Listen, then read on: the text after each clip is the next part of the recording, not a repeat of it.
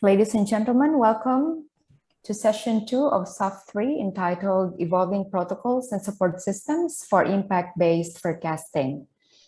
As you are all aware, forecasters and users work together to co-design integrated and tailor-made services to integrate forecast data into decision systems. The SAHF working group process identified challenges and opportunities to institutionalize impact-based forecasts in South Asia region. This session will highlight evolving institutional and technological innovations to meet SAHF priorities. I now invite Mr. Anil Pokhriyal, Chief Executive, National Disaster Risk Reduction and Management Authority, Nepal, to lead session 2 as chair. The panel discussion will also be handled by Mr. Anil Pokhriyal. Sir, you have the floor now. Thank you so much. Am I audible? Am I visible? Yes, sir. You are audible and visible. Thank you. Thanks so much for welcoming. Let me also take this moment of opportunity for being part of this session, and especially for RIMES for organizing today's session. Without any delays, I'd like to introduce our first speaker, Mr. Muhammad Azihur Rahman Saab, Director from Bangladesh Meteorological Department. As you all know, Muhammad Saab has been leading it. It's Bangladesh Meteorological Department has been a leading agency, especially on synoptic observations and weather and climate services. Muhammad Saab, Rahman Saab, I'd like to pass it over to you for your presentation. We've allocated 10 minutes of your time. Over to you, sir. Thank you very much. I welcome all of you in South Asia Hydromet Forum 3. First, I introduce myself, MD Azizur Rahman, Director, Bangladesh Meteorological Department. And then next, please. This is an ERA collaboration at a glance.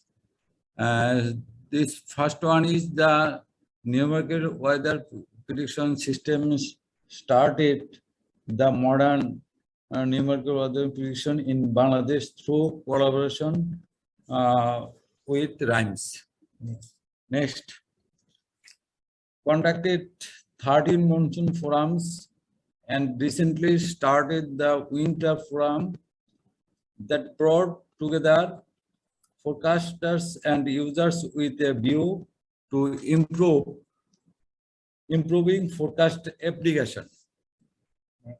Next. BMD and RIMES are jointly working on several decision support systems, including agriculture and livestock sector. Next. Capacitated meteorologists and hydrologists through in situ and secondment trainings. Next. Piloted initiative disseminations and communication system, including voice forecast. Next. BMD and RIMES jointly conducted risk assessment and community outreach programs for forecast interpretation and uses. Next. And finally, we get the output, the improved climate services. Next, please. This is the structure of BANCA. Bangladesh National Climate Center for Climate Application is novel joint initiative by BMD and RIMES. It is an umbrella framework that will bring together all the stakeholders, departments of BMD from agriculture, livestock, fisheries, water resources, transportation, health, disaster management, finance and planning, etc., into a single platform. This platform will lead the need assessment of these sectoral departments, which will be addressed through development of tailor-made services and decision support systems. Banca will also play a key role in capacity development of meteorologists, hydrologists, and sectoral users. Next, please. The functions of Banca: support the development of climate risk management, including impact forecasting capabilities in climate services sectors, to transform meteorological and climate data from BMD into user-relevant information through sector-specific decision support systems, and house it in users' sector departments. Support the operation and maintenance of DSS subsystems in each of user sector departments.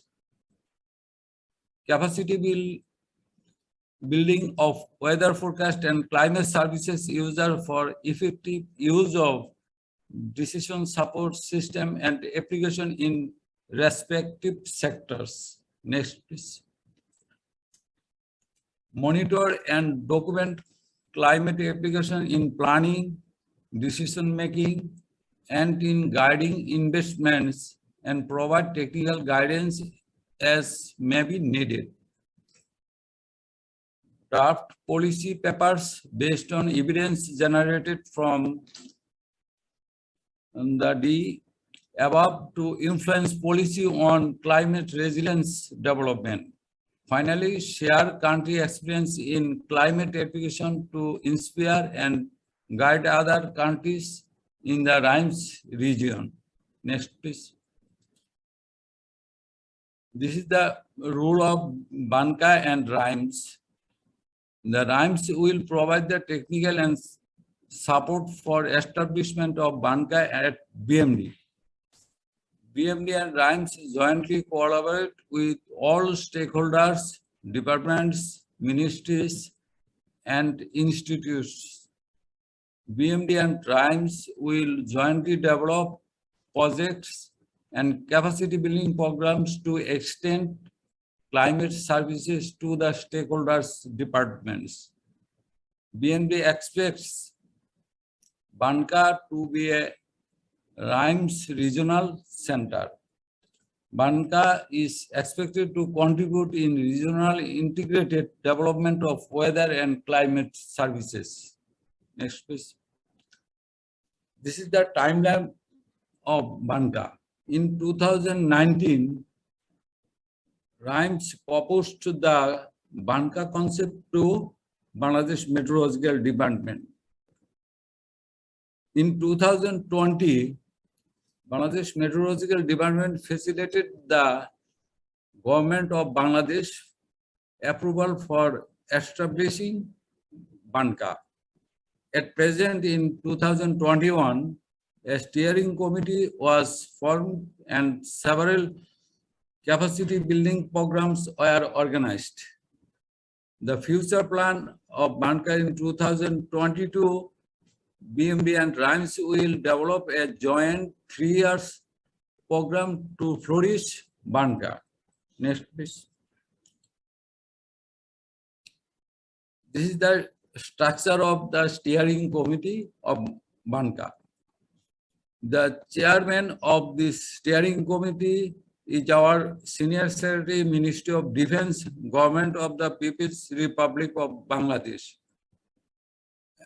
The members of this committee is one of the Additional Secretary of Ministry of Defense, Director General, Disaster Management Department,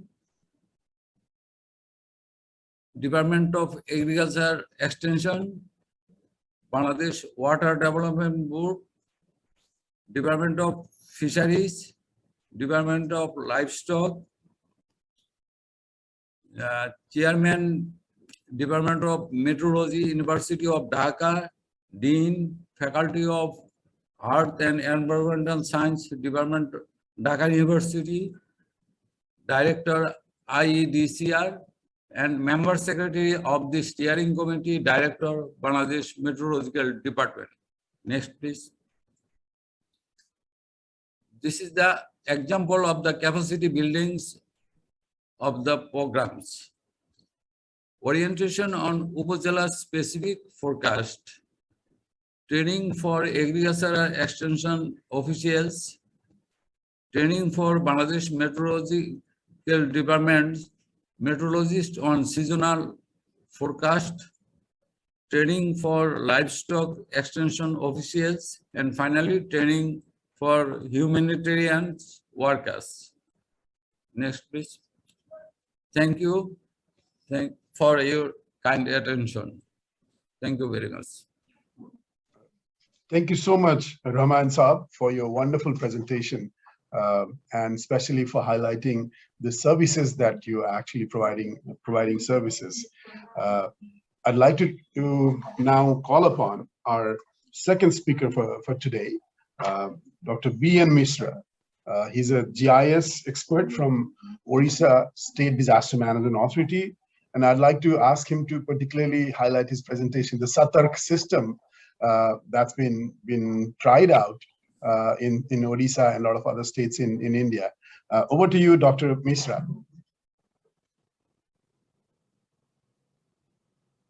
Actually, thank you, sir. Myself, B.N. Misra. I am representing Odisha State Disaster Management Authority. Actually, as you know, Odisha is one of the most disaster-prone area in the country, and it is located in the eastern part of the India. And we have 480 kilometer coastline, which is frequently affected by flood. Next slide, please. Frequently affected by the cyclones. Actually, we have big rivers, major river system. We have almost 11 major river system which create frequent floods, and also the lightning, heat wave, drought, and many disasters are there. So the major concern is that our 2/3 of our total cultivated area is rain dependent, and due to failure of monsoon, actually most of the area possesses serious threat in a regular interval in a drought-like situations. So some of our area in our state comes under earthquake risk zone 3, which we call moderate damage risk zone, which covering 44 urban local bodies out of total 106 urban local bodies.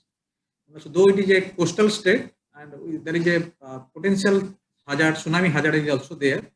So we try to address all the disasters in particular application, and we will try to do some impact-based forecasting to address such disasters. Next, please. So, due to this multi-hazard vulnerability, we need an impact-based forecasting system which helps early action before any disasters, and which would minimize the socio-economic losses. So, due to this impact-based forecasting also, the critical decisions can be taken for early mobilizations of our resources and supplies to take early action. So that impact-based forecasting should provide the information on population at risk, the agriculture area likely to be affected, livestock at risk, and also expected economic damages, also the inundation areas, and also some safety measures. So you can see for any weather and climate extremes, we have to define the hazards, and based on this hazard, we have to analyze this exposure and also the vulnerability, and also in what way it will impact in our socio-economic condition and also livelihood of people. Then to reduce this impact, we have to do some kind of impact-based early warning. Next, please. So basically, what we actually address to impact-based forecasting system here, first we assess the risks. So whether these hazards are vulnerable or well known, or all risk maps and data are widely available or not. We also monitor the the hazard and give the early warning services. And also we disseminate the early warning, the risk, communicate the risk to the public, to the community in a right way, in a right approach. And we should actually enhance the capability of our community members, whether they cope with these disasters or not, whether all response plans have been prepared and tested, whether all people prepared to ready to react to this warning. So in this way, we are planning to impact-based forecasting system here in Odisha. Next, please.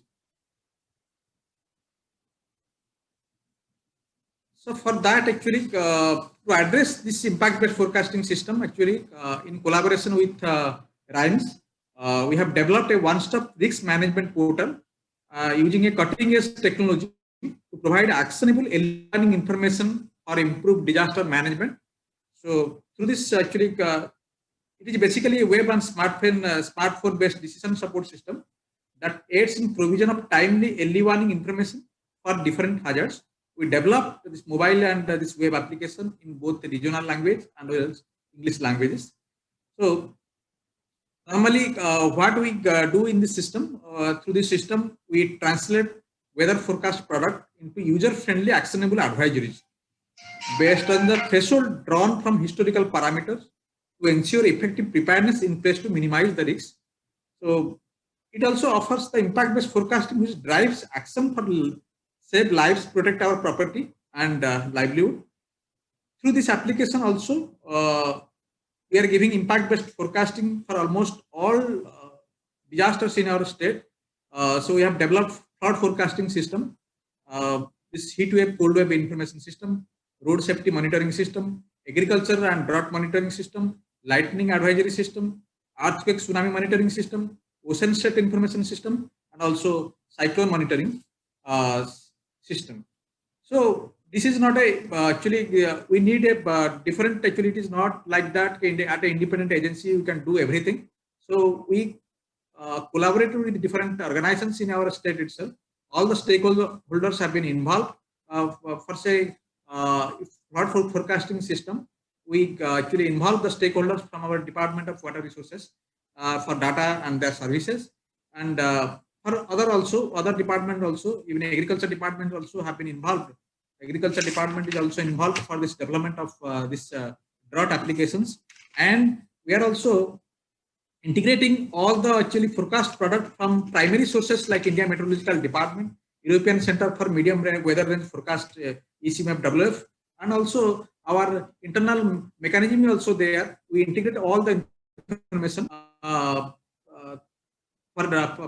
impact-based forecasting. So we assess the impact of the forecast climate and weather phenomena and generate the warning based on the level and severity of the impact using different thresholds. So basically, this early warning information disseminated through different modes actually. So it is through mobile application, automated email advisories, SMS services, and received for the feedback through the app also. So for that also, I am giving one example of this actually advisories, what we did in this actually during cyclone Fani. So we based on the assigned model forecast system, automatically actually we have identified the vulnerable regions. Next slide, please. So identified the vulnerable regions which are to be affected by the cyclone. Then the impact has been assessed based on the severity of the storm also. You can see, next please.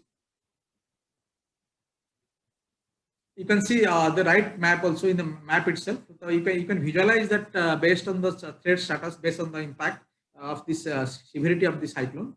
So we could able to actually identify the locations, to identify the blocks and villages to actually to evacuate people and to resources to mobilize our resources, and also for giving early actually relief and response activities. So that helps in a different way. That actually gives us a very actually very accurate information of impact-based forecasting system, so that accurately, exactly what precaution we have to take, will take appropriate action. So another example actually I am citing, that is for lightning forecast. Actually in this lightning forecast system, what we do, impact-based forecast system, what we normally do these applications, actually we get the data from India Meteorological Department, like actually this is nowcast warning, and it is a 3-hourly prior to the incident. Based on that information, we analyze the database, the particular area or particular district. Then we take the information from Earth network system and exactly pinpointing the lightning area, and also the forecasting also we do in a certain polygon based approach, and within that particular area, within that forecast polygon, we are able to send the SMS and warning to the community itself. Even if this is a kind of location based alert system, within that particular locations, we push the message within that particular region. All the mobile based mobile subscribers will get the messages. That way we are doing the impact based forecasting, so that due to this application, we could able to minimize our losses, human loss, casualties, more than 50%. Actually, when we introduced this system in the year 2018, and prior to that, Odisha, we almost more than 400 lives lost during lightning, due to this lightning event, lightning incidents. So after this implementation of this system, using different forecast models from India Meteorological Department, Earth Network, also RIMES.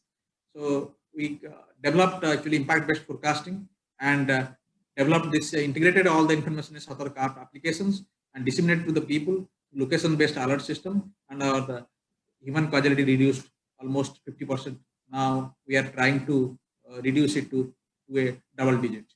So this way we are actually doing lots of impact-based forecasting for different disasters. Even if for the flood forecasting also, we actually take the information from our water resources department. We monitor, we measure this water levels in the different rainwater stations, reservoirs, and also monitor the rainfall scenario of this particular area. We model it and develop a model, and based on that output, model output, we issue the impact-based forecasting to a particular area. That helps a lot for saving the life and property of the people. So this is not actually before that, actually with the help of in collaboration with RIMES, we have developed a this kind of impact-based forecasting system, and we try to integrate all the impact-based forecasting system in a single platform, that is SAHF-III application. It's a one-stop application. In a mobile, it is Android-based and iOS-based application. So in a mobile itself, user can get the information, can access the information for each and every disasters in a single platform, from starting from weather monitoring to impact-based forecasting. So that helps a lot, and we try to improve our forecasting system, impact-based forecasting system, and we would like to we need also the further enhancement, further improvement in the system. We try to improve our data inputs, and we try to gather more inputs, more information from our different parameters, and we try to capability of this system. We need a support from RIMES, and I would like to thank RIMES to give me for giving me the opportunity to speak in this August gathering to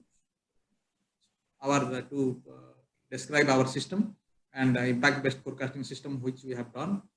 So thank you very much. Thank you, Dr. Mishra. This is such a pleasure to learn from the SAHF-III system.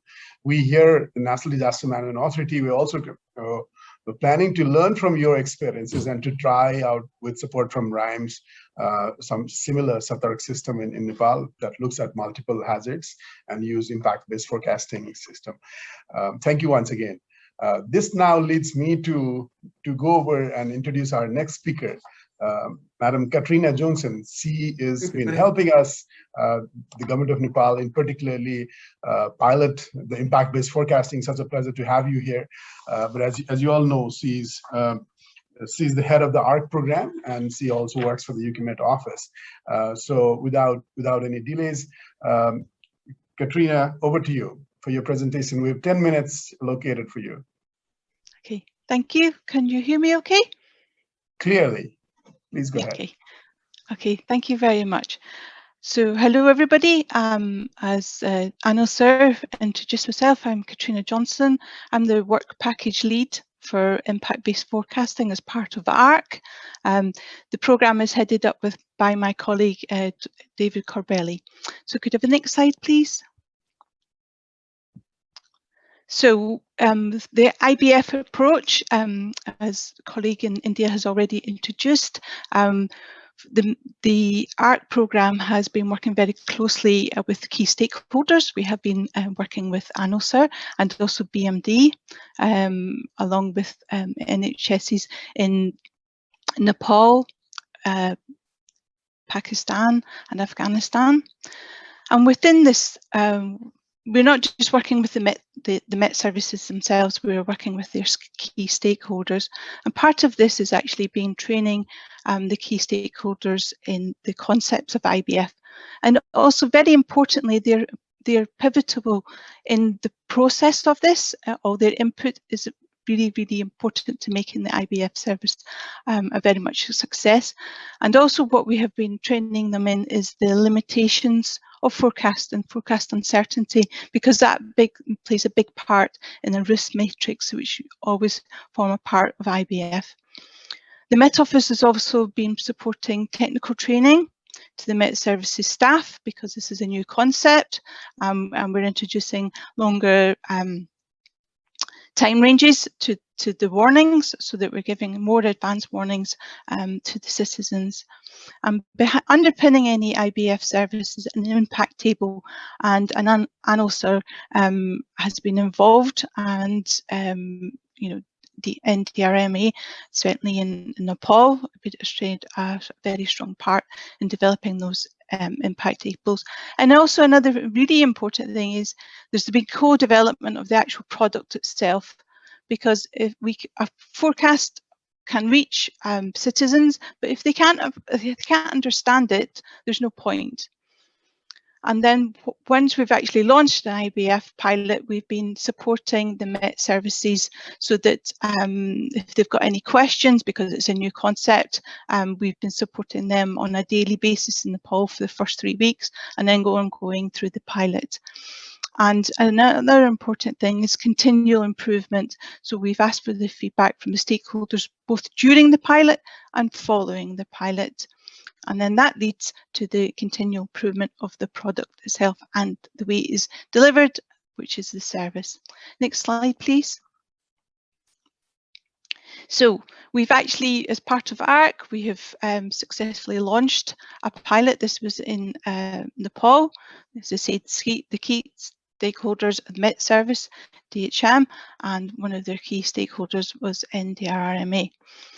The hazard in this instance is rain, and we covered all sectors with a focus on landslides. Initially, we started with 2 districts, and that was extended to 4 districts as the pilot progressed. And it ran from June to October this year. And the recipients on this, it didn't go directly to the public. It went to more local level DRMA people, and then they were able to disseminate it and take action, mitigating action. But it was linked to 700,000 citizens. That's the population of those districts. So the next steps, there are going to be some field trips to gather direct feedback from the people within the municipalities and the districts that we focused on, and then there will be we hope for a wider pilot for next year's monsoon. Next slide, please. So we have 2 IBF pilots planned. The first one here is for Bangladesh, and we have been engaging with a range of stakeholders, obviously BMD and DG Sir was in the last session, so I hope he's still here. And we have also been working with the National Red Crescent Society, and obviously partners with DDM and the CPP, which is the Cyclone Preparedness Unit there. So there are going to be 3 hazards with this. We're going to look at wind, rain and storm surge, because the focus here is on the 13 coastal facing districts. So storm surge can lead to flooding. So we've winded it out. It will cover all sectors because everybody within that area will be, you know, it could be marine, could be agriculture. So we've broadened it out. We're hoping to launch it towards the end of the tropical cyclone season that we're currently in. And the main recipients will be at the very local level, so that then they can help warn the citizens who live within those coastal districts. And there is potential to reach 7 million citizens, so very, very wide reaching. And we hope that mitigation can take place so that so the impacts of any tropical cyclone would be reduced. Obviously, with the focus has been the tropical cyclone. There's no guarantee that a tropical cyclone will take place, but we just want to make sure that everything is in place so that if it does happen, we can fully launch it. The stakeholder meeting had been hoped to be planned this month. Unfortunately, that has been delayed into next month, but we'll be working very closely to launch the product, so there's a clear understanding to those recipients who've got the potential to receive the warning. Will have an understanding of what it looks like, and also very, very importantly, agree with them the steps they will take once when they receive the warning, because again, we need to get it down to that last mile and get it to the citizens, and making sure that they understand the actions they need to make as a result of the warning. Next slide, please. So the second one we've got planned will be in Pakistan, and here we've been engaging with PMD. And we're hoping to start working with PAD and the agricultural extension workers, because this is a slightly different view to what traditionally is viewed for impact-based forecasting. It's not the excess of rain, it's the actual absence of rain, because the focus here will be on rain-fed crops. So rain is a very, very critical input to any agricultural crop. So if the absence of rain, especially at particular points within the growth cycle, they can lead to many impacts. So we're trying to focus on that. There will be 2 districts in the northwest of Pakistan, as displayed on the map here, and we are going to focus on the extension workers and stakeholders that are identified. We're at the moment, as we speak, we're deploying a baseline survey with the help of VisiMod, and we'll be gathering feedback on the user requirements, and also, very importantly, the sort of preferred communication channels that extension workers and key stakeholders will need, so that they're able to receive them. We're hoping to launch it during the Kharif season, which will run from April to August next year. And we're planning at the moment workshops in February and March next year, so that we can gather all the requirements and also start developing the product and the service. So next slide, please. So the outcomes, what are we hoping from this? So what we're hoping to do from the pilots we're doing is to enable focused anticipatory action. People say when they receive forecast, well, you're saying it's going to rain or it's going to be wind. What should I do? What actions do I take as a result of this?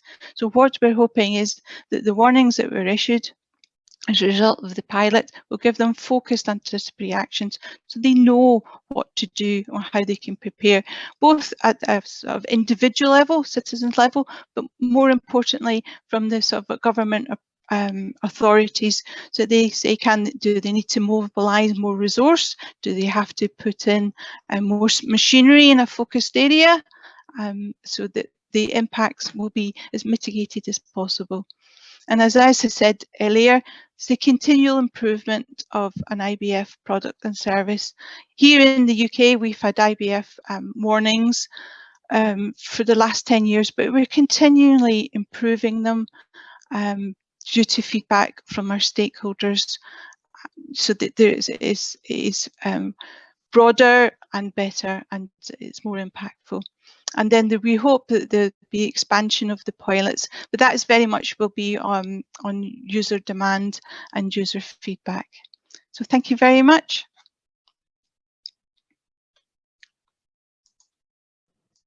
Thank you, Katrina, and thanks for your comprehensive presentation on the work that ARC has been doing, especially around the impact-based forecasting. So with your presentation, we complete the first part of this, the second session today. What we now plan to do is move on to another set of panel discussions. What we've done is we've lined up 3 eminent speakers. Let me briefly introduce our 3 eminent speakers for this panel, and then after the panel discussions, we will open up the floor.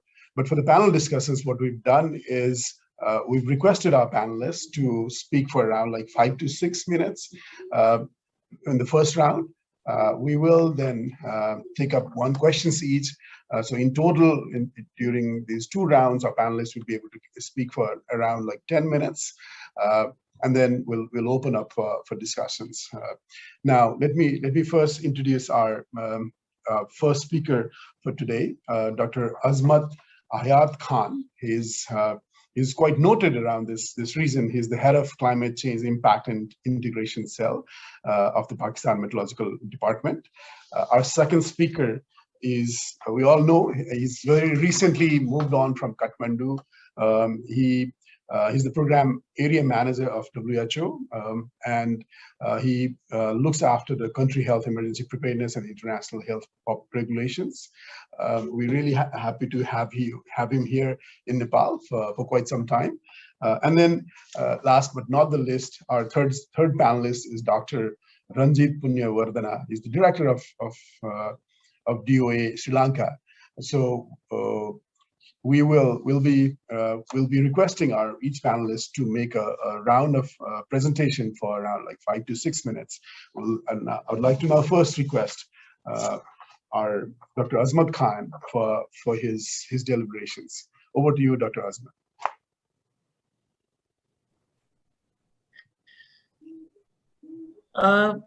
Can I speak, please? Sure, please go ahead.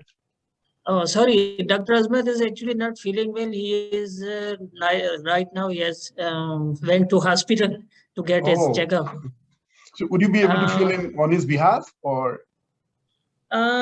Just talked to him, and he told me that he was actually preparing some presentation on flood. And second one, just 2 to 3 points. He have told me I can briefly, I can speak for 5 minutes. That'll be great, Sarfraz Khan Saab. Like, please do share your notes, his notes. I would be happy to kind of hear from you. Thank you. So, thank you for the organizers, for the panelists, and giving opportunity to PMD. But as I told that Dr. Azmat is not feeling well. He right now is in hospital, and he just called me to fill in the gap. So he told me that he was actually preparing some presentation on flood forecasting of PMD, which is actually needs some regional help and some global help in the form of some data, in the form of to make it better. because it's the area which is not up to the mark in PMD. If our flood forecast, even either it is riverine flood or sort of urban flooding, which is a sort of new phenomena in big cities. It often occurs during the monsoon season. So he was of the opinion that he also had some discussion on this topic with Dr. Sumaya, I think. She might be remembering. So the second point, he told that in PMD Islamabad, they have set up a new center for climate change impact, sort of center of climate change impact center. So for establishing at regional level, they also need to help to more strengthen that center and to take so that they can take all the stakeholders on that forum, and they can, like the other people are conducting the studies of the climate information use in different sectors, in energy sector, in health sector, in water sector, in agriculture sector, so and transport sector. So all these sectors are to be taken on board. So so kind of help at regional level, and if the international, I mean, these all stakeholders can contribute to this. So we will be happy and we'll be wanting that. So these 2 to 3 points, Hazbat Saab has told me, just I could say only about on this. Thank you very much. Thank you, Sarfraz Saab. Please do convey our regards to him and for his speedy recovery. Sure. We'd get back to you with questions if there are questions later in the discussions. So we now move on to Dr. Rubin. Excuse me, Doctor. Dr. Rubin, over to you for your presentation. Excuse me? Yes, Sarfraz Saab, you could mute yourself. Until yes, we'll please. Hear from. Just to add, just want to add that I will ask Dr. Azmat if his presentation is ready. Later on, he can share with you his actual presentation. So do let us know. Thank you, Dr. Sarfraz. Through email. Thank you. Thank you. Dr. Rubin, over to you now. Thank you very much. Can you hear me well? Very clear. Loud and clear. Thank you, Executive Director of NDRRMA, and for the kind words, and Dr. Subaya, and also all the organizers of this for giving this opportunity. So my topic is impact forecasting, and especially the integration of climate-related forecasting with integrated disease surveillance systems. Several of you would know that integrated disease surveillance systems are largely looking at 3 different types of impacts.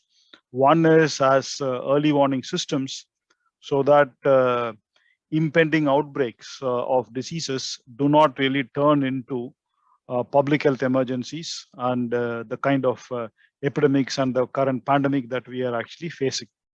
Or it is used to look at monitoring and evaluation of the impacts of interventions that are actually taken, and largely interventions that are aimed at controlling diseases. It can also be used to monitor epidemiological and other trends, disease trends, so that one can identify emerging health problems, which are then used for prioritization, planning, evaluation, and financing, etc. So largely, when we look at integrated disease surveillance systems, currently they are of 2 kinds. One which really look at indicators, and those are called as indicator-based systems, and then there are event-based systems.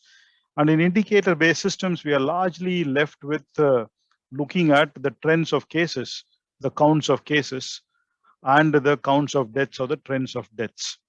When we talk about event-based systems, they are a little bit more robust and a little bit more broader, because they also look at events that might lead to cases and might lead to deaths.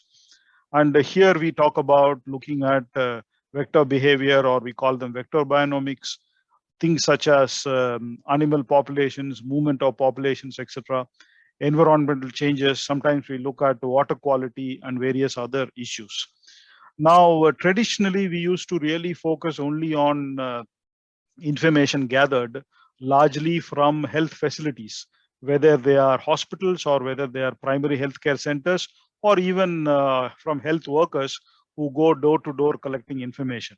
Now, with the internet, then with the social media, etc., we are also doing a little bit more looking at what we call as open source or informal information.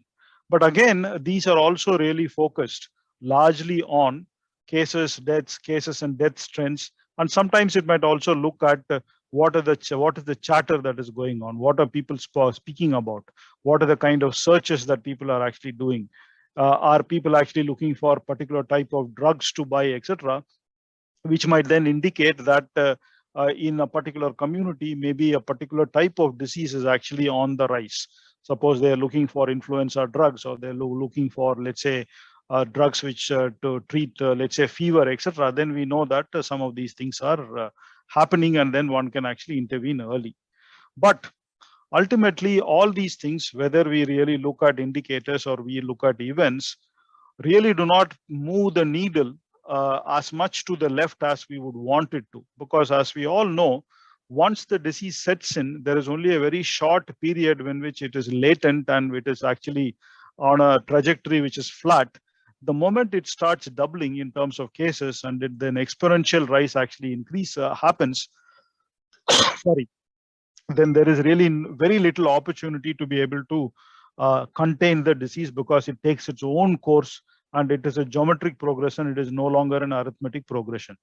So the earlier that we can actually get information, the earlier that we can get into the epidemic curve, the better for us in terms of interventions and having the impact of the interventions. And this is a reason why probably we need to really now move towards not just looking at indicators and events and even social media and internet, etc., but rather to really also look at some of the root causes which really lead to the changes in behavior of animals, changes in behavior of vectors, the population density changes, the population movement changes, whether it is for animal or people, and also the distribution of certain vectors or distribution of certain animals and things like that, etc. Rather, so basically the precursors which actually lead to the potential causation of disease. And here we move to the environment, and largely we move to the weather and the climate.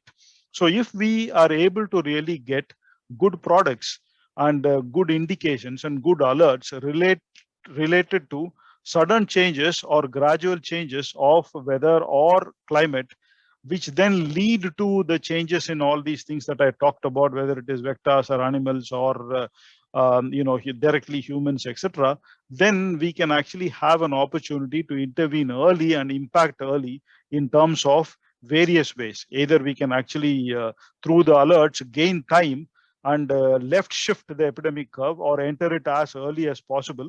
And thereby we'll be able to either prevent the thing from occurring, especially the outbreak from occurring, or it progressing into an epidemic or a public health emergency or a pandemic, or we can mitigate the effects, or we can actually even reduce morbidity and mortality, or we can actually contain it to the extent actually possible. So all these impacts would be, you would gain the lead time that is actually necessary if we start really looking at the information that can be brought in by various methods through the weather forecasting and the climate forecasting. And when we are talking about integrated disease surveillance systems, we are still limited to integration within the health system. How does the TB program interact with the HIV program, with the malaria program, and with the cholera program, etc. But currently the thinking is actually moved on, and we are now talking about One Health, which brings in human health, animal health, and environmental health. We need to move one more step, and then we need to really look at the environmental impacts, the causation or the proximal causes of the environmental impacts, and thereby integrate also the climate systems and the weather systems and the information that comes into it. Only then we can have a truly integrated disease surveillance system, which has potential to really prevent and to mitigate and to curtail all the after effects that happen. Now, there are many examples that you already know about. Many of you are very learned about these issues.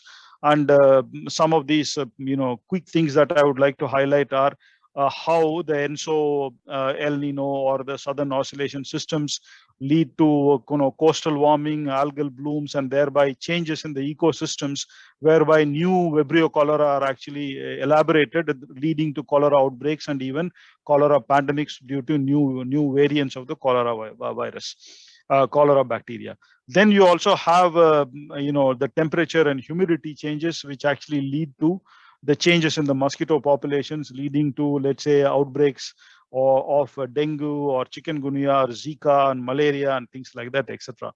Sometimes we also have opportunities to have prevent the direct impact of morbidity and mortality. Some of them already been highlighted in terms of floods. The colleague from Orissa talked about lightning, and these are direct effects and which can be prevented. But we also have the after effects of, let's say, flooding, with the environmental mixing that happens with the flooding in the urban areas and the animal excreta, which you all know lead to several diseases, including most notably leptospirosis and things like that, etc., and jaundice. So there are various ways in which the climate and the weather actually play a role in the causation of disease, either directly or indirectly through the mediation of the environment or the mediation of animals and vectors. So we need to really look at many of these the systems to be able to really have the opportunity to intervene much earlier. I also talked about the fact that we can also look at the epidemiology or the changing epidemiology and try to see how we can mitigate. Just a few days back, there was this announcement about of the Guinness Book of World Records, in which the a child who was born 21 days and 21 weeks and 1 day, who survived and now has seen 16 months, celebrated his 15th first birthday and went on to 16 months. And as part of that article of this Guinness Book of World Record, we also looked at a Nature article, which really looked at premature births are actually increasing the world over. And largely it is being implicated through changing temperatures, and the pollution is being actually implicated among others. Now, how do we really look at not just infectious diseases, but also such things which actually really impact on the human health itself? And here, how do we really put in systems in place where we can actually look at changes such as this and take on intervention and then follow through and try to see whether can we really mitigate these things? Thus, premature birth really reduces when we actually move people from, let's say, places where they're experiencing these kind of changes to other places such as forest fire, etc. So we can actually look at these kind of systems also. So I would like to kind of end by saying that ultimately all these forecasts and all these early warnings and the alerts that can be generated ultimately will need to really get into the changes in behavior, the changes in systems. This has already been alluded to also by Katrina when she mentioned about that the changes are actually systemic changes. The changes are changes that or interventions that need to be done by authorities. The changes in terms of interventions and behavior at the community level and community level actions, and ultimately at the individual level actions. And so WHO at this point in time is trying to really look at systems which will look at dynamic preparedness metrics, which look at hazard, vulnerability, and capacity, not only for infectious hazards, but also for other hazards. And how do we really incorporate as part of the changing hazards, or the definition of the hazard, or the profiling of the hazard, or the characterization of the hazard, the impacts of climate and weather changes itself, and how do we really include all these systems in such a manner that we have the ability through multi-sectoral effects and multi-sectoral interventions and collaborations to really impact on the health of people, both in terms of morbidity and mortality, to the extent possible, and prevent it as well. Thank you very much. Thank you so much, Dr. Ruben. Such a wonderful and a very crucial sector that you're leading in terms of providing a service. Now, I'd like to move on to our third panelist, again, Dr. Ranjit Punyavardhana, He is the director of the Department of Agriculture in Sri Lanka. Dr. Punya, over to you. Thank you, Dr. Anil. Very good afternoon to you all. And let me express my sincere thanks to Dr. Rhymes for arranging this very important event, and Dr. Anil for excellent chairing. And the task that I have been entrusted with to talk about the Hydromet advisory application in Sri Lanka. Next slide, please. And you know that to save the time, I'm not going to speak about how important the weather and climate information for agriculture. We all know that it is a real issue, especially under changing climate, and especially the IPC has highlighted, especially noted the importance of climate information in mitigating the climate risks under changing and variable climate. And we have understood that having Hydromet advisories for climate information can make a paradigm shift in risk reduction in the agriculture sector, especially in countries like Sri Lanka, where the monsoon sometimes fail in a row. Next slide, please. And in fact, the two technical departments of Sri Lanka, Department of Meteorology and Department of Agriculture, are more than 100 years old, established during British era. But we were not linked up to 2015, 6 years ago, to produce Hydromet advisories. So right now, the Department of Meteorology issues the seasonal forecast, climate forecast based on the several models, I think 12 models, including IND, NOAA, RINES, the JMA and all that. And then they produce ensemble forecast and produce the seasonal climate forecast for before the each growing season we call Yala and Maha. It is somewhat similar to Kharif and Rabi in India and Bangladesh. And then this seasonal climate forecast comes to the Department of Agriculture, a special division called Natural Resource Management Center, where I was heading. And this Natural Resource Management Center is mandated with producing the or transforming the seasonal climate forecast into Hydromet advisory. This Hydromet advisory we call National Hydromet Advisory. It goes to the Provincial Department of Agriculture, and then they disseminate it to their different level of officers, from district directors to the segment directors, and ultimately the grassroots level officer we call the agriculture instructor. Then agriculture instructor will pass this message to the farmers, that is the last mile users. But in parallel, the department also published this information or disseminate this information to our ICT channels, especially your website, and there's another dedicated website called Wikipedia, and social media like Facebook and Twitter. And also we use our regional broadcasting services of the government, Sri Lanka Broadcasting Service. We have regional service for different provinces, so we use these SLBC services for disseminating this information. And next slide, please.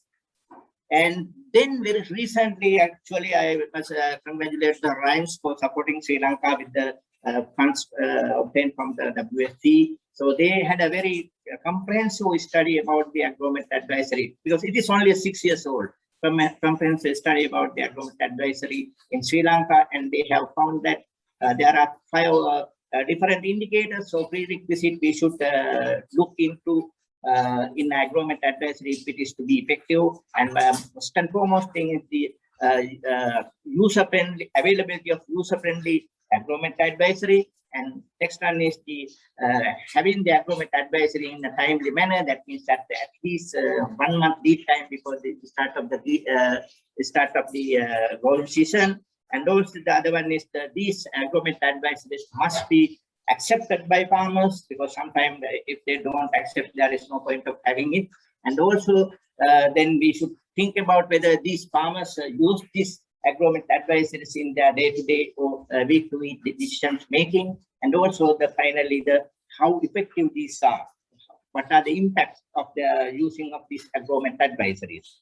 To achieve this all these objectives of requisite the Prime's study very clearly identified that there should be a feedback mechanism. By having a feedback system, then we can fine tune in the Hydromet advisory, and we can cater the requirement of last mile users, especially under changing and variable climate. And therefore, the next slide, please.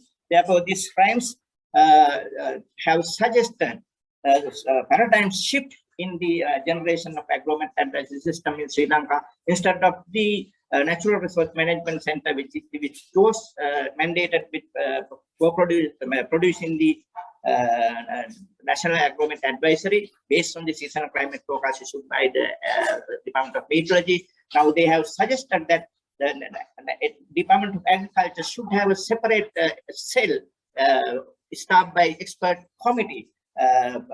This membership of this expert committee will comprise Director Natural Resource Management Center, who is entitled, mandated to produce the seasonal Hydromet advisories, and he should be supported by the Director of Rice Research and Development Institute, Director of Field Crop Research Development Institute, Director of National Agriculture Information Center, Director of Socio-Economic and Planning Center, and Director of Extension and Training Center of the Department of Agriculture. All these director posts are coming under the Director General of Agriculture. And then this Hydromet Expert Committee, housed at the Natural Resource Management Center, will generate the National Hydromet Advisory based on the seasonal climate forecast issued by the DOM. Then it will send it to the provincial directors of agriculture, and then district directors of agriculture. Next slide, please. Then they suggested that because until now we didn't have a co-production or customization of Hydromet advisories in Sri Lanka, and now they have proposed, in order to increase the usability of these Hydromet advisories, there should be a customization or co-production of Hydromet advisories at district level. So therefore, we have now identified that at each district there should be a customization panel who comprise of segment level agriculture directors and agriculture instructors, subject matter officers, and other officers from the irrigation authorities, and also some farm leaders. So they will co-produce the Hydromet advisory according to the their particular environment, by considering the soil type, by considering the farming system, by considering the storage, irrigation water storage available at different irrigation reservoirs and tanks, and also the marketing issues as well. Therefore, the usefulness of the Hydromet advisory will be higher than that of what we are having today. This is the what I wanted to share my knowledge about the Hydromet advisory in Sri Lanka and how it has now planned to transform into a different mode. Thank you very much, Dr. Anil, for the time given for me. Thank you, Dr. Punya. This has been wonderful to learn from your experience, especially for creating this service in the agriculture sector. We'll get back to you again. But let me check with Dr. Sarfaraz from Pakistan if he's been able to get the slides from Dr. Azmat. Dr. Sarfaraz? Yes, please. Actually, he is not in the office. He, as I told you, he has gone to hospital to get him checked. Actually, he was feeling quite a bit of pain. So I'm not sure he has prepared it or not. I have sent him the message. If it is in his office, he can share, and then I can share with you. No worries at all. Like again, but if we may ask you again, what are the key challenges that you're facing, especially while delivering these kind of services in Pakistan, and how could this kind of forum help you all? If you'd be able to answer that, that'll be of great help to us and for all of us who are listening to this today's session. Well,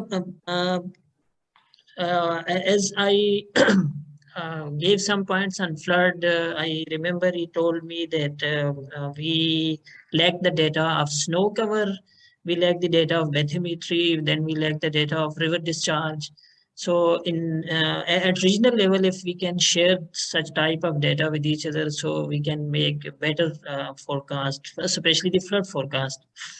You know, we have been facing flood season when the heavy monsoon rains occur in Pakistan, especially everybody might be remembering 2010 flood.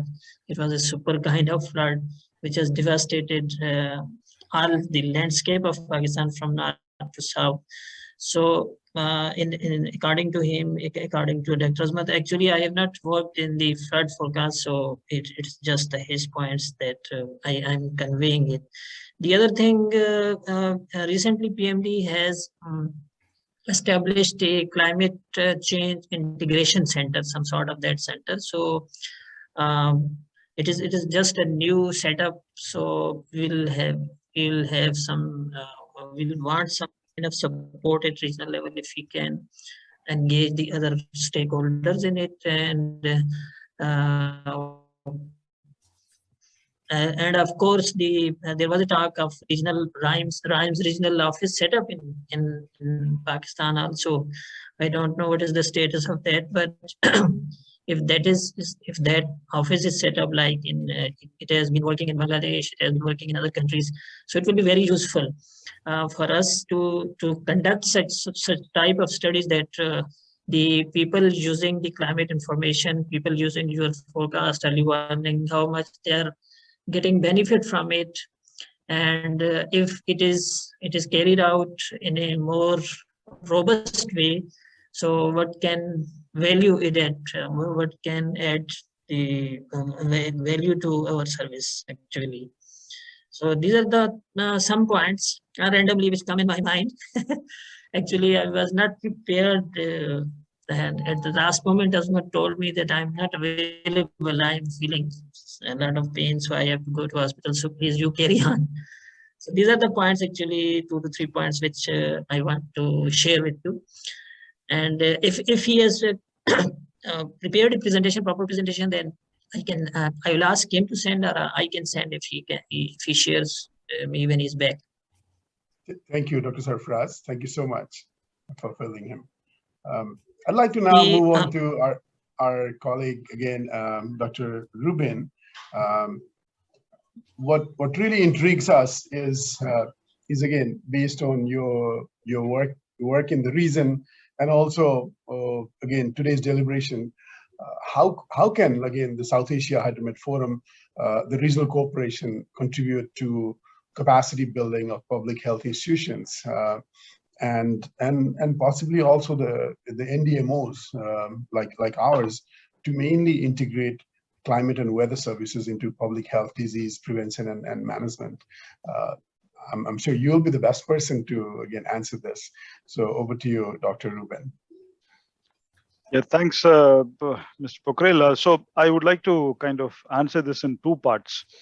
The simple part is with relation to the systems which are actually forecasting to reduce the direct impact. And by that, I mean, let's say a flash flood or lightning, etc., which directly impact the humans. And then thereby, if the warning is actually generated and the systems are actually integrated into not just the way in which the signals are actually alerted to disaster management systems or community-based systems, but also the health authorities and directly to the citizens, then it works. But the more challenging part is when the climate and the weather effects do not directly impact, but they work through mediums such as vectors or such as animal movements and change in environment, etc. And here, one of the major issues which need to be addressed, in my view, is to work with the health sector as climatologists and weather experts, etc., to really delineate along with the health sector the causal pathways of analysis. What type of weather changes, what type of climatological changes lead to what type of health effects through what type of intermediary effects. And this is not really well articulated and well understood. It is a lot of research is there and papers are there, but at the level of practice that is not really appreciated, whether it is at district level systems or national level systems, etc. And it is also need to be understood that it is not necessary to prove the cause. As long as we have strong correlations between weather events and public health events, that should be more than sufficient, as long as the weather events precede the public health events. So how do we really inculcate this knowledge and this capacity to analyze that strong correlations between weather events and climate change events versus the public health events, as long as they are able to proceed? Because ultimately, what are we trying to do? We are actually trying to see how, by getting the lead time that is needed for intervention, whether we can actually do some interventions early enough, both to reduce the burden in terms of morbidity and mortality, as well as to mitigate the effects, the effects of these health events on people, as well as on the communities and on systems. So this is what we need to be really looking at. So I would like to really look at two different ways in which this capacity can be built. One is on the systems level, and here, how do we really extend the inputs which currently the disease surveillance systems are actually receiving, so that the integrated inputs from weather systems and climate systems can be fed into the disease surveillance system, so that they can take cognizance of these inputs while they analyze what is going to happen to the trends in diseases. The second is in terms of integrated information management systems. Currently, it is limited to the sectoral level. How do we really have interoperable systems which can actually talk with each other, so that the effects and the inputs that can come from the weather and the climate systems can be directly input into the system? Second is in terms of the technical capacity. We have epidemiology programs, field epidemiology training programs. We have masters or bachelors in public health programs, etc. How do we really inculcate, and then how do we incorporate the understanding of climate and weather systems into these training programs is quite important, especially in terms of these students being knowledgeable about trend analysis, signal generation, signal correlation between these various types of signals, etc., is quite important. And ultimately, how do we operate at different scales? What is the inputs that is needed at the regional level? What are the inputs that are needed at national, subnational, and local level, so that comparable scales in terms of disease events and weather events or climate events could be compared, and correlations generated and signals are actually generated? And finally, how do we really bring in disaster risk management systems to work along with health emergency risk management systems? And if we are able to really work on these various ways in which we can actually incorporate and integrate and build capacity, systemic capacity, as well as HR and technical capacity, then we can actually go forward. And this is also complicated, unfortunately, by, in the absence of well-generated baselines, and with the target currently moving with climate change, etc., how do we really even establish proper baselines that we need to compare with? Because we are now working in an environment, in a complex environment, where even before we've established the baselines, things are moving, things are changing. And how do we really work on these complex phenomena also? So quite challenging, but I think doable if we break it out into small pieces and start working in a systematic manner. Thank you very much. Thank you, Dr. Ruben. Very helpful. And now I'd like to go over to Dr. Punyavardhana. Based on your experiences, what I want to share is this year, just after the monsoon was declared over, there was a major system, actually two systems colliding each other. And then in Nepal and in places in India particularly, we experienced a large-scale devastation of paddy, the crops this season. Our Hydromet office have been able to kind of generate very good quality forecast, but in the absence of a agriculture information system, like a forecast-based agriculture-based information system, we were not able to really do much in terms of, again, providing service and save this harvest. So based on experience again, we've clearly seen the tangible socioeconomic benefits for farming households.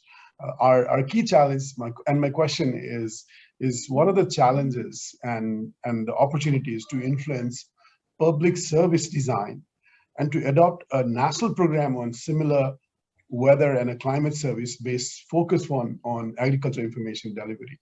And how can the South Asia Hydromet Forum could contribute to it? We'd really want to learn from your experiences, and countries like Nepal and other countries in South Asia could really benefit from it. Over to you, Dr. Punya. Thank you, Dr. Anil. I think it's a very interesting and very applicable question for especially my country. And one of the major obstacles in the seasonal climate forecast is sometimes our coarseness of the forecast. I would say they are giving only for district, maybe only for provinces and all that. But we need a finer resolution of the forecast, for which I think regional cooperation might be very useful, especially analyzing the global climate models using very superpowered computers, which we are lacking actually. So if you are having a very finer resolution seasonal climate forecast, then we can transform it to a very useful agromet advisory at the district level and sub-district level. And so as you very correctly mentioned, the Southeast Asia Hydromet Forum can initiate the program, especially for supporting the current activities going on with the SAHF and RIMES and forums. So then we can have a very final resolution seasonal climate forecast. So that's my opinion with respect to the idea. And regional cooperation is very important in this aspect. Thank you. Perfectly said, Dr. Punya. So what we've done is we've come to the end of the panel discussions as such for now. We've really heard from 6 eminent experts and leaders in South Asia region, and also from the UK Met Office. Now, what I'd like to do is, I've noticed, like, again, some of you all have already answered some of the questions that were posed by the participants. We've few minutes and would like to take this opportunity to open the floor for our participants to ask any questions. So please feel free to either raise hands. I could see there's one hand from Dr. Somnath Datta already. I'm going to come back to you pretty soon. But if you please feel free to either raise hands or text it in the chat room. We'd be happy to kind of take a couple of questions. Let me first go back to Dr. Somnath Datta for his question. Dr. Somnath, over to you.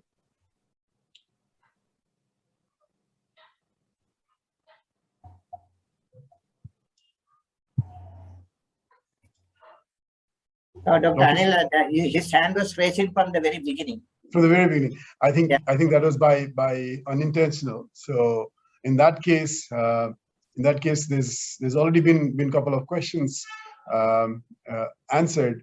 So I'd like to open it to the floor, to the participants, if there's any questions to our panelists and to our speakers.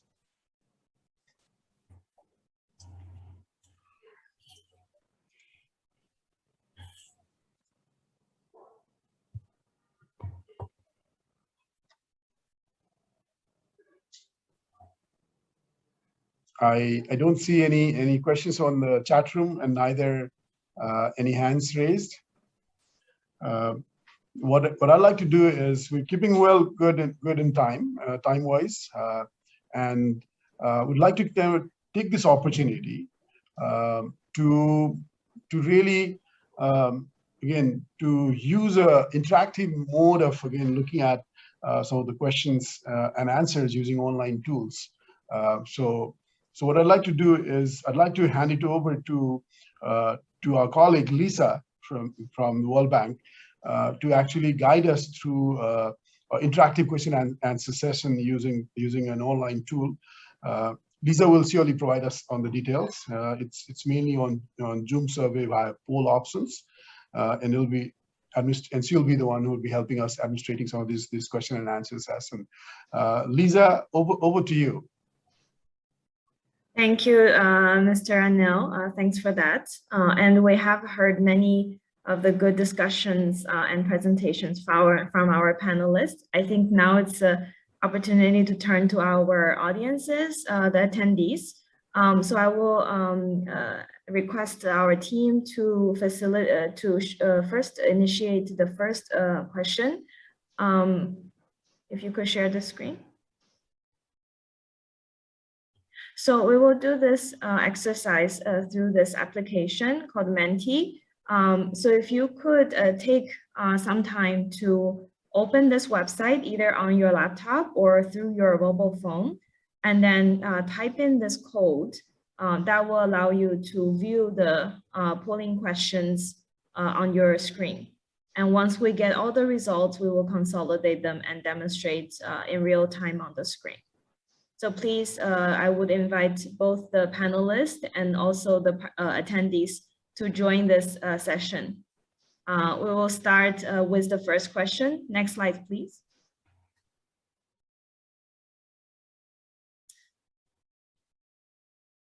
Okay, so to help us better understand where you are all coming from, please tell us which of the following sector or organization best describe where you're working at. I think this will give us a sense of where all you are coming from. We have a very good list of attendees today for session 2 and 1. So please take a few seconds to answer this question.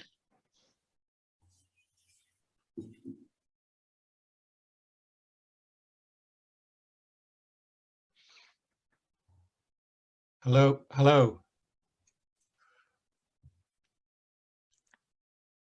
Yes, I hear someone, Dr. Ellen.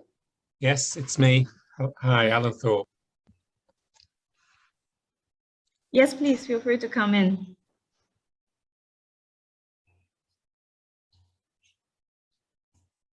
Alan, I think he's just joining the next session. Okay. So yeah, the code is also available at the very top of the slides. As we can see, of course, majority of our attendees are from NHMS, as we anticipated. I'm also very glad to see that we have colleagues from NGOs joining us today. And if you have selected other sectors, please type in the chat box, tell us where you're from, and then which sectors you're working at. I think that's really the beauty of IBF, is that it's really linked to different sectors. So yeah, we see we have attendees from of course, National Disaster Management Authority, from agriculture, from water, health. That might be Dr. Rubin. Okay, so now let's move on. Let's move to the second question, please. I think that's a very good icebreaker. So where do you think that the application of IBF and early warning system will be most effective in your country, and most, I shouldn't say easy, because I think none of these is easy, but where do you think it will be most effective, impactful to build resilience and to build a capacity in the different sectors? So we have all these options in terms of sectors. Cross-sectoral is also one option, and then others, and please do specify where do you think is this area where IBF and EWS can be most effective in supporting that. Yeah, we're waiting for the result. Please take a few seconds to join this.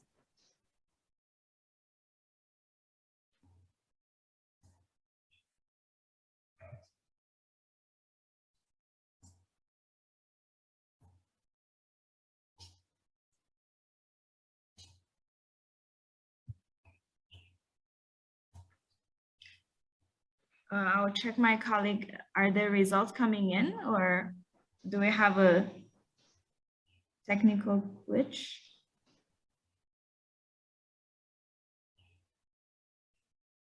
Yeah, it's not reflecting the answers from the internet.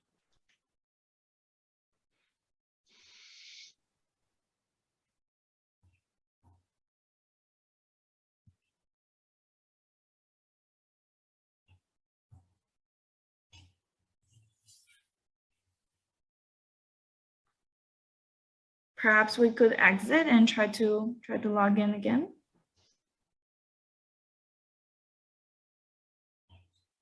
Okay. Yeah, move to the next one. I think we can come back to the other one. Okay. So yeah, so the next question then really build on to the last one is, where do you see really the most critical bottlenecks for developing and implementing IBF? So we're ranking the selections based on your submissions.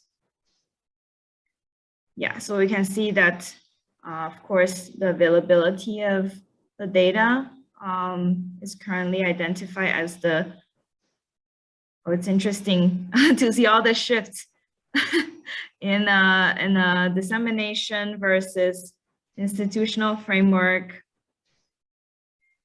This is great. Okay, we're just giving it a few more seconds.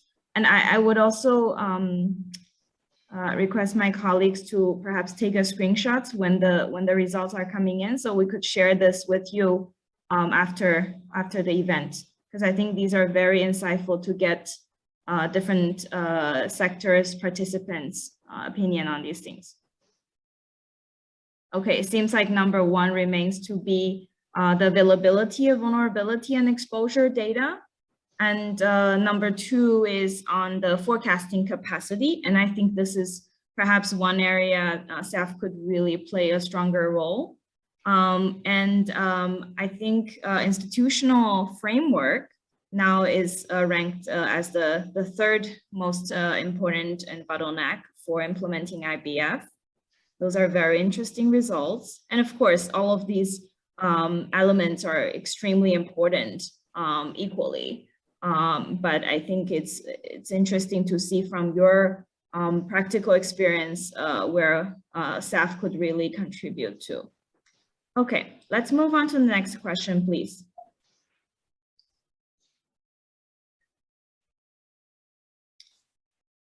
All right, so yeah, so building on to the last question, where do you think SAHF could really facilitate this engagement with different partners in order to develop and strengthen the IBF?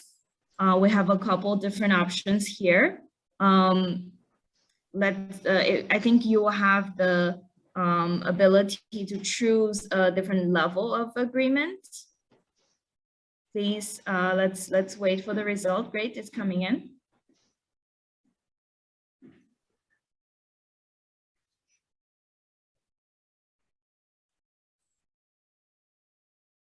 Okay. I see the results are shifting, but it seems like a dedicated communication strategy. Okay, it's still shifting. But definitely I can see that the dedicated communication strategy to develop a pilot at subnational and national level seems quite interesting for the regional context. And of course, knowledge sharing and capacity building, and that's exactly the core of the SAHF initiative. No, these are quite interesting results. Yeah, we're still waiting to have more submissions.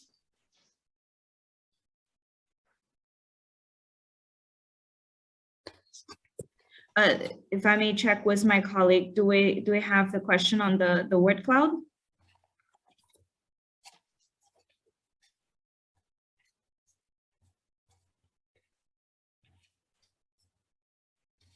Okay, I think now the inputs are all in.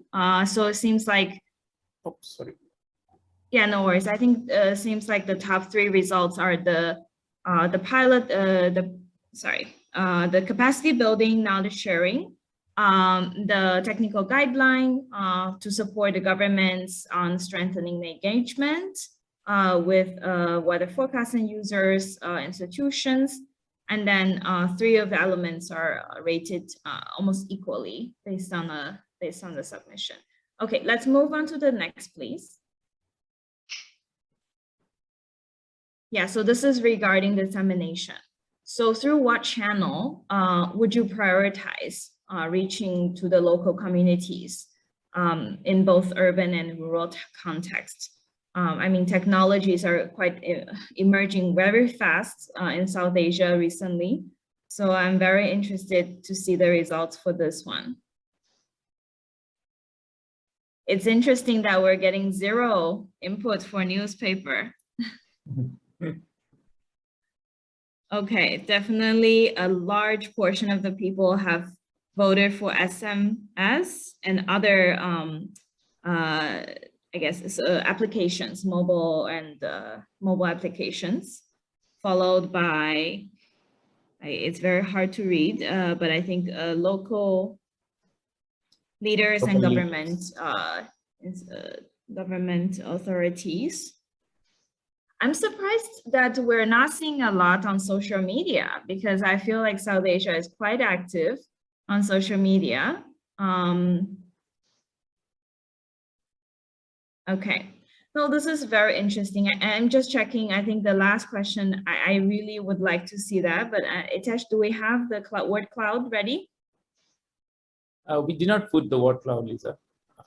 Okay. But I think I'll go back to the 3rd question, which we could not see the results, I think. Okay. Yeah, okay, no, this is great. So maybe let's go back to the 3rd question that we have missed. Perhaps we can see the results. Okay, great. So this is the results from your inputs. What would you expect the application of IBF and EWS to be most effective? Number 1 is, of course, weather early warning alerts, and then agriculture, water. These are the very, very connected sectors in terms of their connection to climate variability and climate change, of course.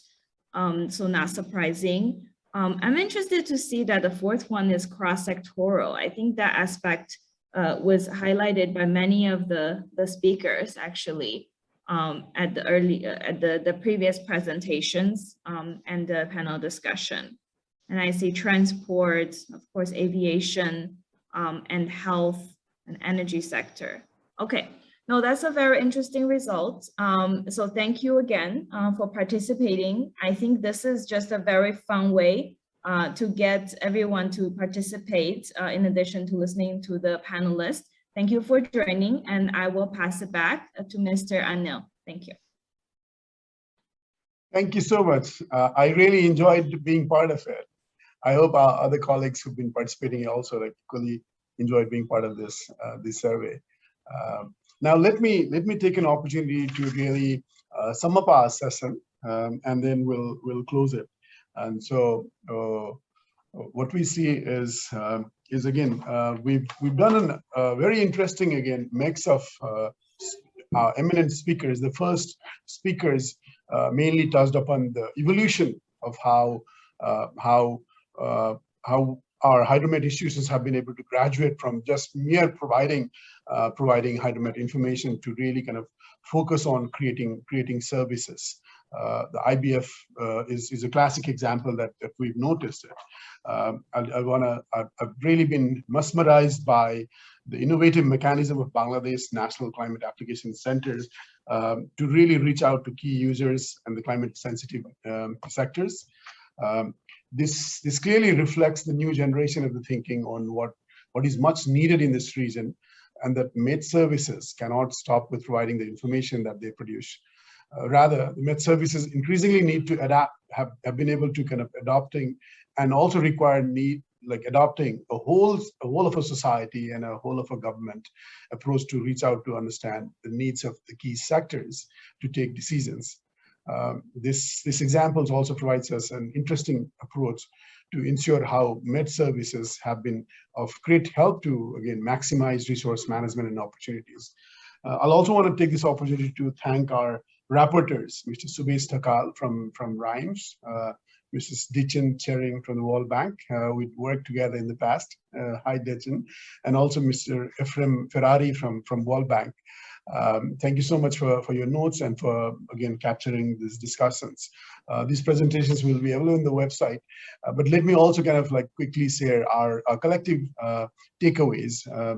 The second one being the SAHF-III, a very much admired system that we'd also want to inherit, quote unquote, in Nepal, and perhaps take a similar kind of multi-hazard approach, looking at least like floods, landslides, lightning, which kills quite a number of people in this particular country and also within the South Asia region.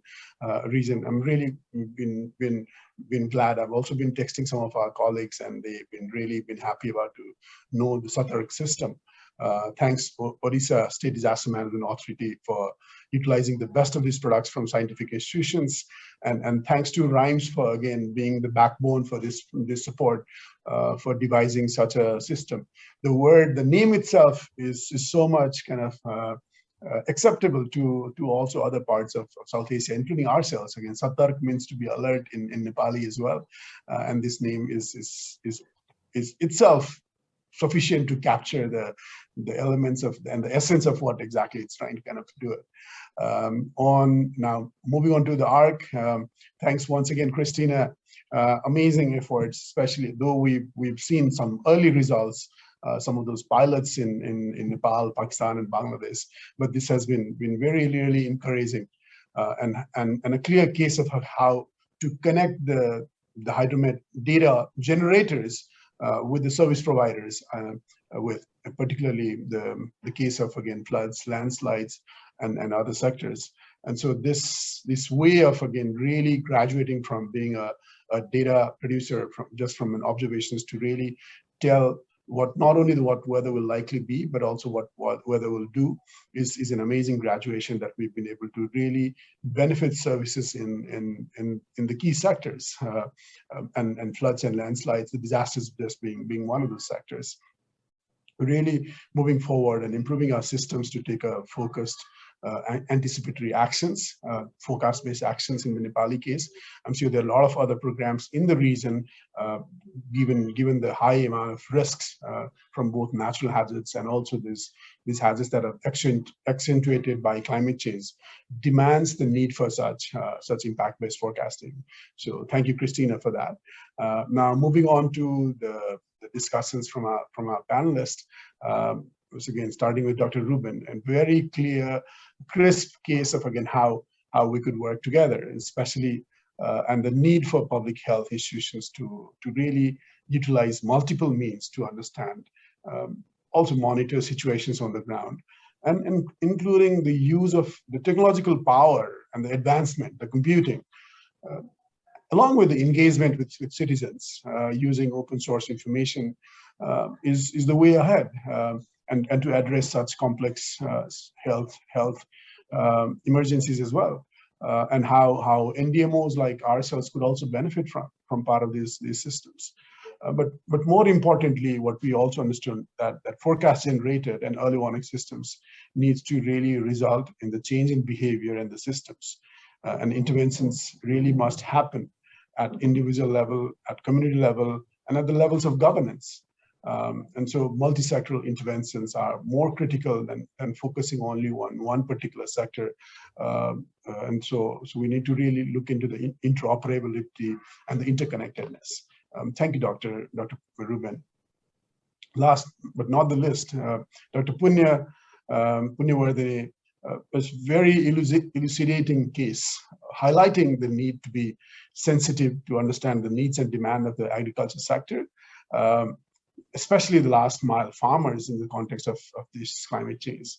As I mentioned, like, again, we were in the verge of, again, announcing a major relief package to our farmers, just because, like, we've not been able to really appropriately and effectively do this early warning systems focused own impacts and communicating it to the farmers themselves.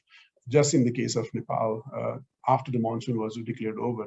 But this is where again, countries like ourselves again could massively benefit from the work done from Sri Lanka, and the lessons and this kind of exchanges that is happening through the South Asia Hydromet Forum. I really would want to appreciate the work done by our colleagues in Sri Lanka, and for Dr. Punya for sharing this amazing work over here. So to me, again, I again would like to sincerely and share our huge appreciation to RIMES for organizing this event and for allowing me to be the chair of this session. I see an amazing amalgamation of again, Hydromet scientists, experts who've really used that services to graduate from creating services and really looking into, again, listening from some of those service creators, such as the one from agriculture, the health sectors, the flood disaster sectors. I could see, again, two different disciplines and the way how we've been working in the past really been evolving. And this is exactly the way to go ahead. RIMES, thanks once again for creating these two pool of our speakers and the panelists who could come together in terms of, again, really changing the course, how we do early warning systems, how do we create services. We've in the past been able to kind of put out initiatives, especially looking at protocols, looking at analyzing into those impacts. But this is what this community could really bring change within this region that really faces multiple set of hazards, particularly some of them are really kind of worsening due to climate change. And this is where again, bilateral learnings as well, again, like the case of Satark and the case of agriculture, or maybe the health sector, with support from agencies like RIMES, with support from agencies like the UK Met Office, we can really be able to kind of make these changes in a small span of time. Some of us have already started. We're though a bit behind, such as like ourselves in the case of Nepal, but we really would look forward to learning from you all, more such dialogues, and also kind of helping us really learn these lessons, not repeat the same kind of, again, lessons that you've gone through, not reinventing the same wheel, and really inculcating this rich exchange of ideas. Perhaps with COVID-19 gradually kind of waning, we might be able to kind of also physically meet, exchange, and do these kind of events in the coming days, and learn from each other's. So with these words, my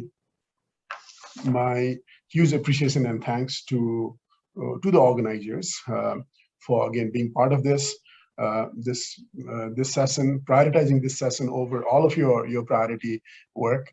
And for posing these questions and being part of it.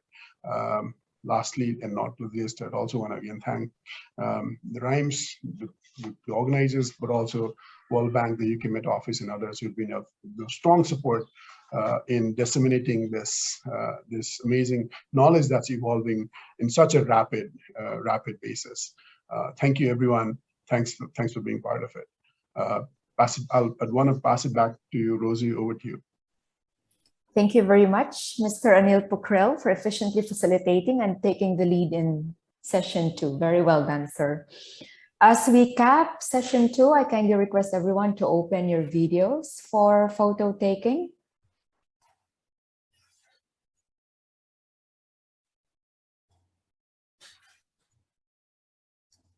Okay.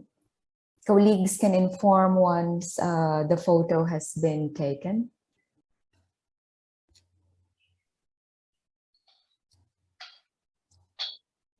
Hitesh, kindly give a signal if the photo has been taken.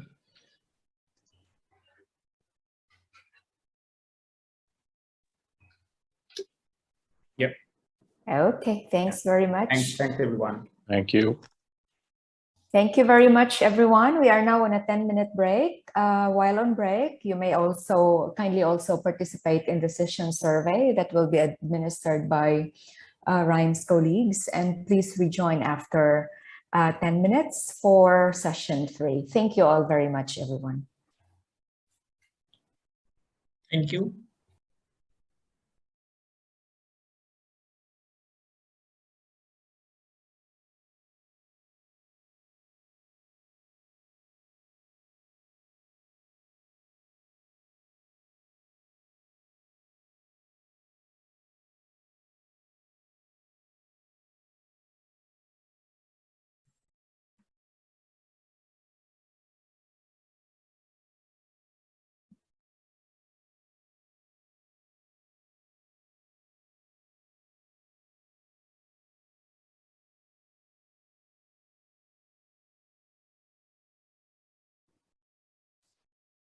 Yeah, while we're having the break, probably can spend some time on this particular session survey. That's again similar. Just use Menti and then the code. So I'll move to the next interview section.